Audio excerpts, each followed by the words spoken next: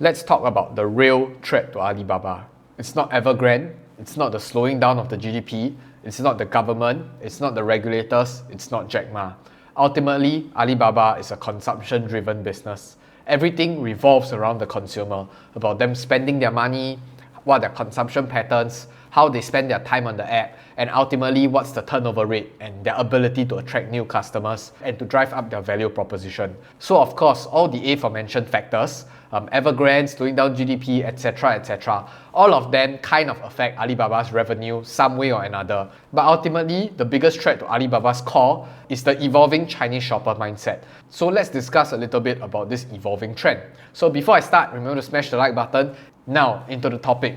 Alibaba faces new threat, an evolving Chinese shopper. So the e-commerce company, already under regulatory scrutiny, is losing market share as consumers shift from target product searches to browsing and interaction. So for those of you who have been keeping yourself updated in the recent e-commerce trend, even social media platforms like TikTok, Douyin, Facebook, Instagram, all of them are also trying to transit into building an e-commerce business. So what does it mean for Alibaba? As China's e-commerce industry has matured, consumers have started to embrace new ways of shopping that favor browsing and interaction over targeted product searches. So just to put out a disclaimer, just my own opinion, I don't think China's e-commerce industry has matured. It's far from maturing. There's so much value waiting to be unlocked. But I'll be discussing this in another video because I think it requires time and nuance to explain it. But anyway, looking into this entire idea of a new way of shopping, I think it's just a general trend. More and more people are embracing this change. They prefer interactions now. For God knows whatever reason, just my own speculation, I think people generally feel more lonely in these days.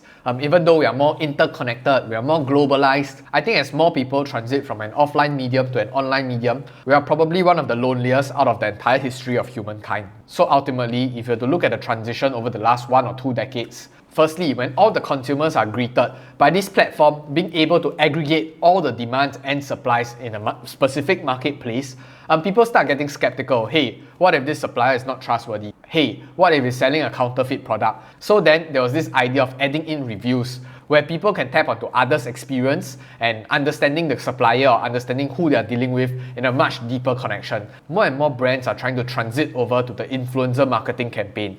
They like to sponsor all these different so-called influencers or people with a huge amount of following to help put in a few good words and to help market their products essentially. And this entire idea of brands exploring sponsorship opportunities really digs deep into one of the fundamental human condition, which is the yearning for human connection.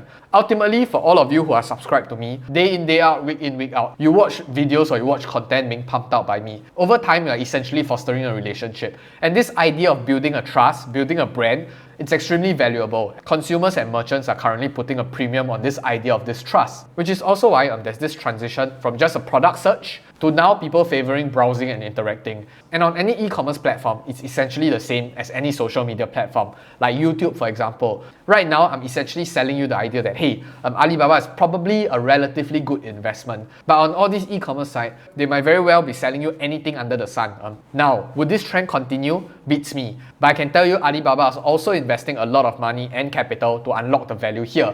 Don't think that Alibaba is just sitting on the sideline waiting for them to be disrupted. Don't forget, Alibaba is also a tech company. Now, Alibaba remains the leading platform in online shopping, but its share of China's retail e-commerce market has fallen to a projected 51% in 2021 from 78% in 2015. And back in 2015, I agree, the e-commerce market is relatively immature, which is also why Alibaba was able to run a semi-monopoly. But honestly, when more competitors are coming in, do you think Alibaba still have the ability to monopolize the entire market share? Of course, naysayers will say that, hey, if Alibaba have a better value proposition, why would people transit or why would people jump over to another platform? Don't forget, this is a free market. Different strokes for different folks. I think more importantly, if you were to look at this entire competitive landscape in the e-commerce business, you can see that as more and more competitors come in, means that there's a huge amount of opportunity and a huge amount of profit to be reaped. So means you should be excited to be involved in this entire business. Now, the article continues describing what the competitors are currently doing. Pinduoduo, a 6-year-old e-commerce app, has injected game-like elements into shopping and drawn in bargain hunters with lower price goods.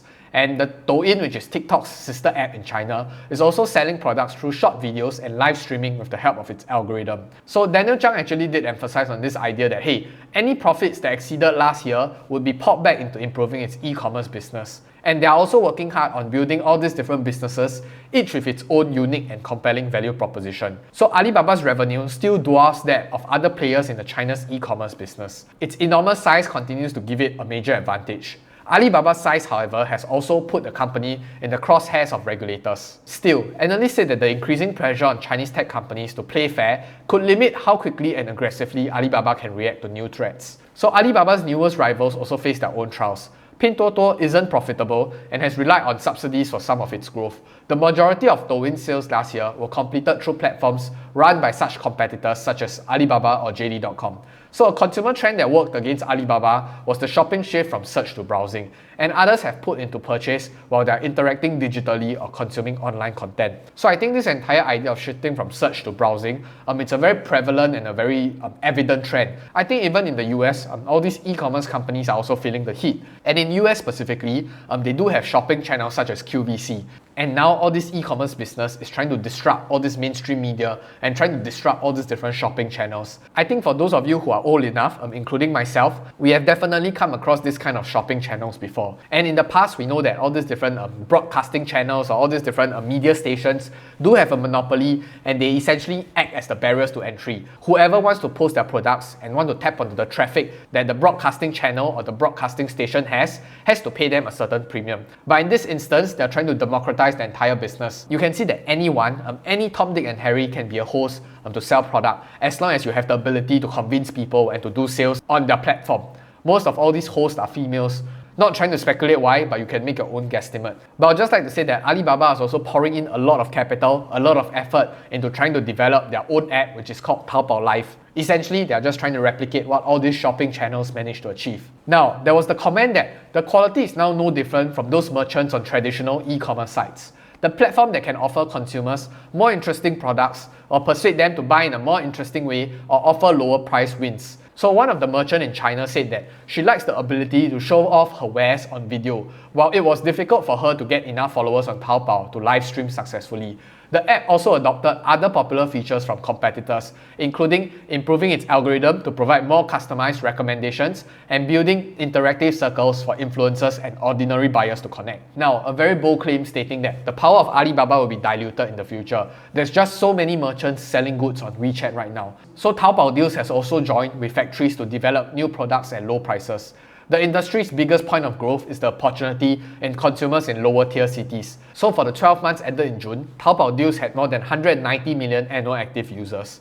I think the main argument for why all these social media companies will have one up against Alibaba, which is a traditional e-commerce business, is because of their superior algorithm. They generally believe that Alibaba is unable to replicate so-called superior algorithm because, as mentioned in the example in this article, the merchant was unable to build a following on Taobao, especially when she's new. But TikTok or Douyin, on the other hand, has their own unique algorithm to push all these different merchants to new users or new customers. But let's not forget, the core competencies of all these social media companies is the ability to connect, is their algorithm. The core competency of Alibaba is to sell, is their network effect, is their ecosystem. And more importantly, even though they're claiming that all these social media companies like Facebook, Instagram, TikTok, they are leaps and bounds ahead in terms of being able to craft out the algorithm, I would just like to say that Alibaba is still an e-commerce business. If people want to find more obscure items, for example, like buying a drone, I would strongly believe that the networks of all these social media companies is still extremely lackluster. So leave in the comment section down below what do you think.